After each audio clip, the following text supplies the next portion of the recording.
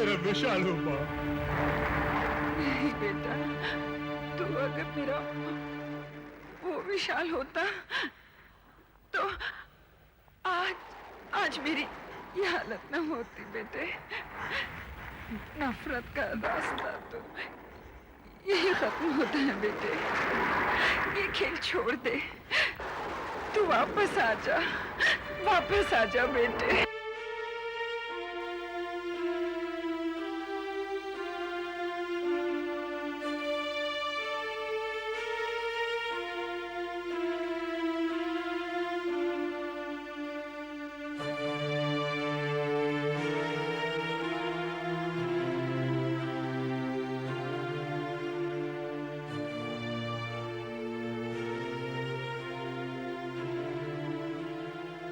क्या हो गया तुम्हें विशाल?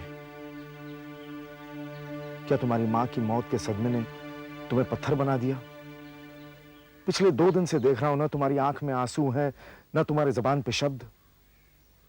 ऐसा कब तक चलेगा विशाल? मत रोको अपने जज्बात को, मत रोको अपने आंसुओं को, मत रोको अपने आक्रोश को। कब तक दबा कर रखोगे अपने जज्बात को, आक्रोश को और आंसुओं को? कब तक रोक के रखोगे इन्हें?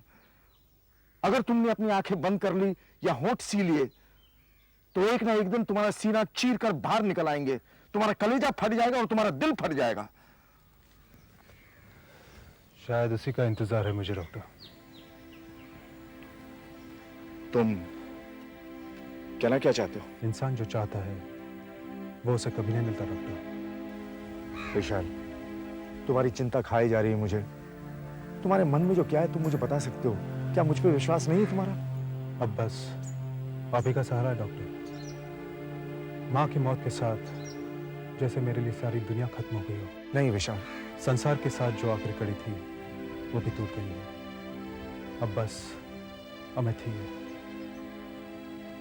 अमित के पास तो उसकी माँ है। डॉक्टर, मैंने अमित के नाम 20 करोड़ का ट्रस्ट बनवाया है और उसका जिम्मेदार मैं आप ही को बना रहा हूं। मुझे वादा करो कि आप। मगर तुम भी तो हो। अमित के 21 साल पूरे होने तक इस ट्रस्ट की देखभाल तुम कर सकते हो। फिर भी डॉक्टर, मेरा कल का क्या भरोसा? हिम्मत रखो विशाल, आराम करो।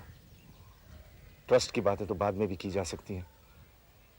न तुम कहीं भागे जा रहे हो और न मैं कहीं भाग रहा हूं।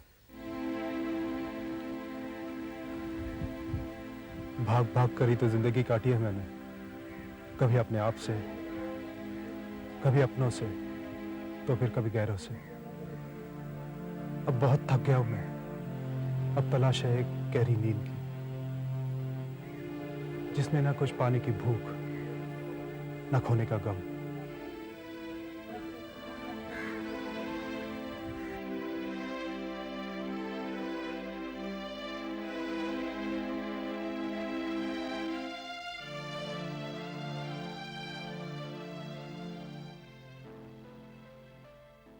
विशाल, विशाल,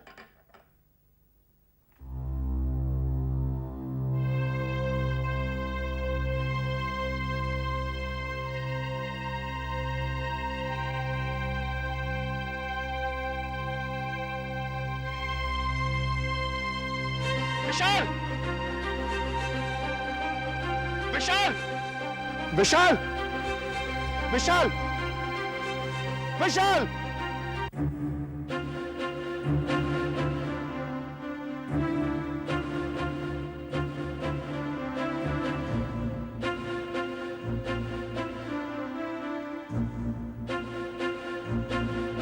इसे कोई हक नहीं बनता मेरी माँ की चिता को आग लगाने का। इसने जीते जी अपने माँ को मार डाला।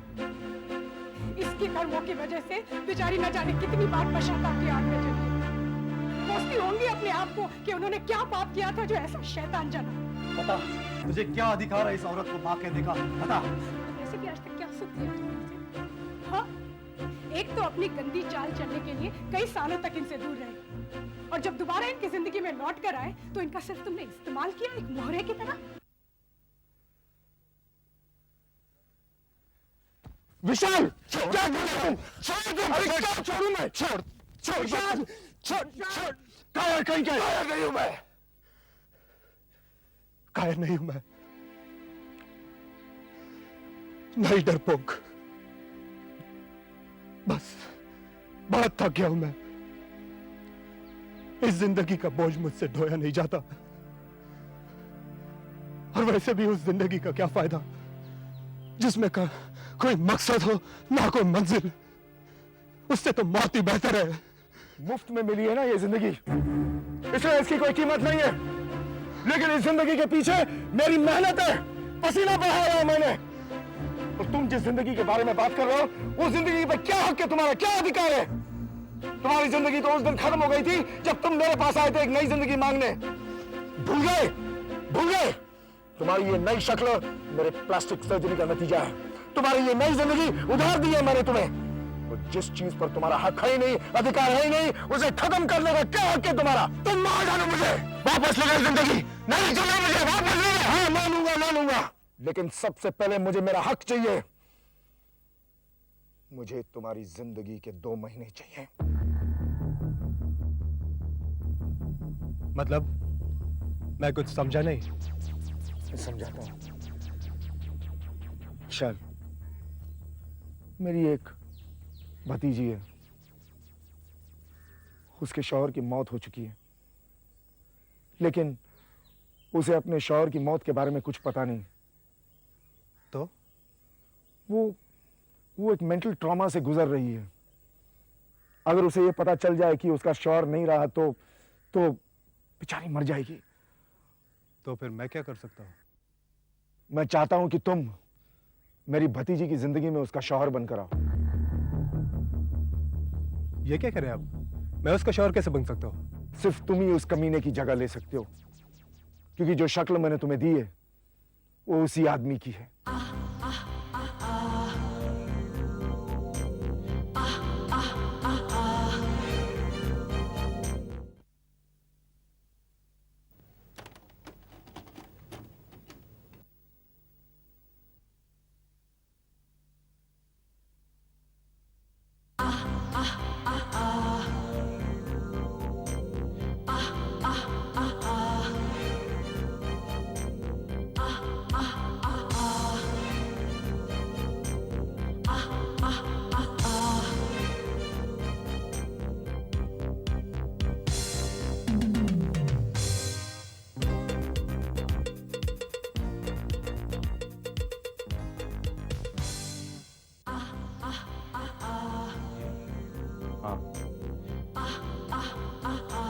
यही है वो दरिंदा समीर, एक इज्जतदार और शरीफ बाप की बिगड़ी हुई औलाद।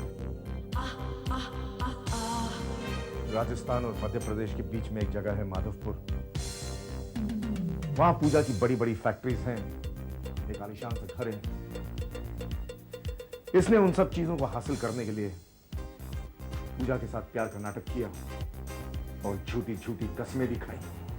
और इसके बावजूद आपने पूजा की शादी इसके साथ करवा दी? तब उसकी असलियत के बारे में कुछ पता नहीं था, और जब पता चला तो बहुत देर हो चुकी थी। यह हरामजादा अपनी अय्याशी में इस तरह डूबा हुआ था कि बेचारी पूजा ने अपनी सुहागरात भी इसके इंतजार में काटी, और ये अपनी इस रखेल के साथ रंगरलियां मना रहा था। आपने उसे समझाने की कोशिश नहीं की थी, बहुत कोशिश की थी, लेकिन नतीजा यह निकला कि यह पूजा पर और भी जुल्म ढाने लगा। लेकिन मेरी समझ में नहीं आ रहा कि आपने पूजा को डिवोर्स क्यों नहीं दिलवाया? सबसे बड़ी प्रॉब्लम तो यही है, इतने सारे जुल्म ढाने के बाद भी वो उससे बेहद प्यार करती है। मैं गया था उसे समझाने, लेकिन कहती है कि भगवान उसकी परीक्षा ले रहा है। उसकी सेवा में उसने कोई कसर नहीं छोड़ी। उसके निश्चय के सामने मैंने हार मान ली और वापस चला आया, सब कुछ भगवान के हवाले कर दिया। लेकिन भगवान ने भी इस कहानी को एक अजीब सा मोड़ दे दिया। एक रात अचानक समीर ने मेरा दरवाजा खटखटाया।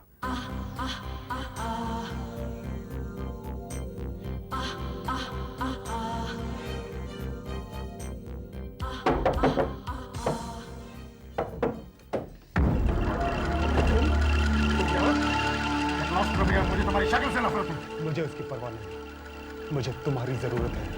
Get out from here.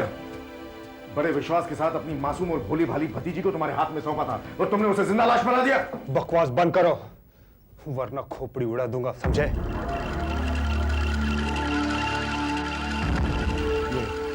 ये क्या हो रहा है? मेरी पीठ पर गोली लगी है, बहुत दर्द है। जल्दी से गोली निकालो। देखो, ये जरूर तुम्हारे किसी करतूत का नतीजा है। चले जाओ। Shut up! मुझे ना तुम्हारे नफरत की परवाह है, ना ही नसीहत की। जल्दी से गोली निकालो। Come on, fast!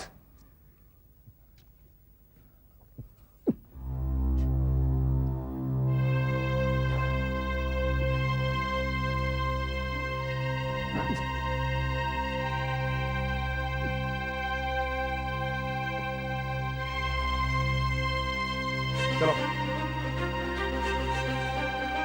चलो। समीर,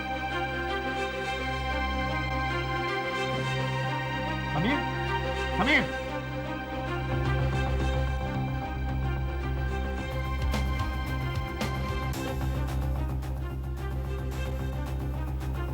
समीर मर गया। किसने मारा उसे? पता नहीं, कदम कदम पर उसके दुश्मन थे। किसी एक दुश्मन ने मारा होगा इसे। इत्तेफाकन उसी वक्त तुम मेरे पास आए। तुम्हें एक शक्ल की जरूरत थी, लिहाजा मैंने फैसला कर लिया था समीर की शक्ल तुम्हें देने का। बेचारी पूजा नहीं जानती उसके साथ किस्मत क्या क्या खेल खेल रही है। समीर के मरने की खबर मैं पूजा को देने गया था, लेकिन वहां पे पहुंचते ही मैं सोचा ये मुझसे बहुत बड़ी गलती हो रही। समीर पूजा के लिए ना सिर्फ पति था बल्कि भगवान था, सब कुछ था उसका। समीर के मरने की खबर सुनते ही पूजा या मर जाती या मौत को गले लगाती, इसलिए मैंने अपने आप को रोका। पूजा को सिर्फ ये बताया कि समीर किसी जरूरी काम से विदेश जा रहा है। दिन, महीने, साल बीतते, समीर लौटा नहीं। वो तो मर चुका था। सारी दुनिया ये मानने लगी कि या तो समीर मर गया या गायब हो गया, सिवाय पूजा के। वो मेंटल ट्रॉमा में चली गई। आज भी वो इसी सहारे पे जिंदा है कि समीर लौट के जरूर आएगा। उसका इंतजार कर रही है वो। मगर डॉक्टर, आप मुझसे चाहते क्या? बताता हूं।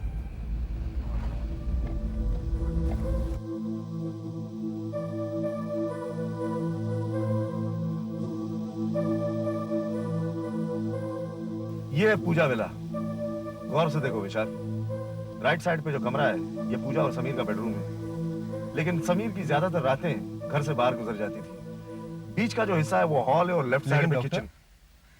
आपने मुझे बताया नहीं कि आप मुझसे चाहते क्या है? विशाल, पूजा को बचाने का एक ही तरीका है, उसके दिल, दिमाग और जिंदगी से समीर को अलग करना है। मतलब ये कि पूजा के प्यार को नफरत में बदलना होगा। उसके दिल में समीर के लिए इतनी नफरत पैदा करनी होगी कि वो खुद समीर से तलाक मांग ले। इसलिए एक नकली समीर को उसकी जिंदगी में लाना होगा और ये काम सिर्फ तुम कर सकते हो, सिर्फ तुम। आगे सुनो, वो जो कमरा देख रहे हो। प्लीज डॉक्टर, ले चलो मुझे यहां से। नहीं होगा मुझसे। तुम्हें ऐसा करना ही पड़ेगा। एक शैतान से भी बदतर इंसान बनकर पूजा के सामने जाना पड़ेगा। एक ऐसा जलील और कमीना इंसान बनकर जिसे देखकर जंगली जानवर भी शर्मा जाए। ये मुझसे नहीं होगा। क्यों नहीं होगा? क्योंकि मैंने अपनी माँ को वचन दिया है कि मैं किसी से नफरत नहीं करूंगा, नफरत नहीं फैलाऊंगा मैं। तुम्हें किसी से नफरत नहीं करना है, सिर्फ नफरत की आड़ में एक मासूम की जिंदगी में खुशियां लानी है। नफरत को हथियार बनाकर एक मासूम की भलाई करनी है। ये पाप नहीं, पुण्य है, पुण्य विशाल। मगर डॉक्टर, मगर कुछ नहीं। इससे तुम्हारी मां की आत्मा को शांति मिलेगी और सुकून भी मिलेगा। यकीन करो मुझ पे विशाल, यकीन करो। डॉक्टर साहब, बहुत खतरनाक मोड़ पर लाकर खड़ा कर दिया आपने मुझे। धोखा दिया है मुझे भी और पूजा को भी। धोखा नहीं, जिंदगी दी है, जिंदगी। मैं अपनी मासूम पूजा की जिंदगी के लिए तुम्हारे सामने हाथ जोड़ता हूं, झोली फैला रहा हूं।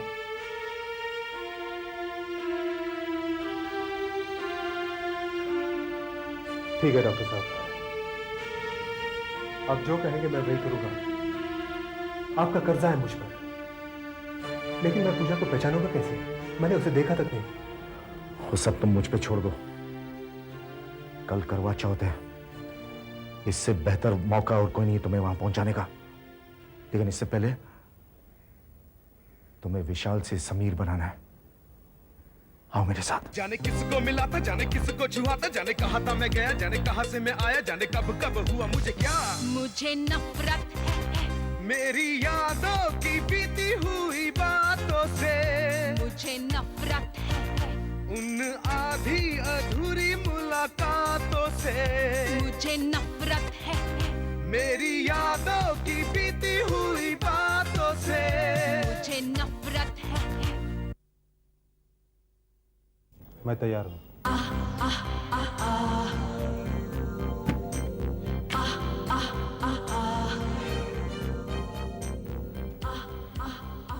परफेक्ट, एकदम सही है। अब हमें चलना होगा, चांद निकलने वाला है। पूजा तुम्हारा इंतजार कर रही होगी।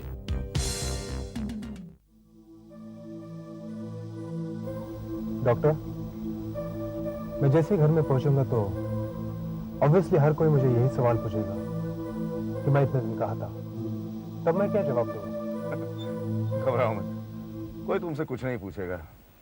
समीर से सवाल करने की हिम्मत शायद भगवान में भी नहीं थी, और ये लोग तो नौकर हैं।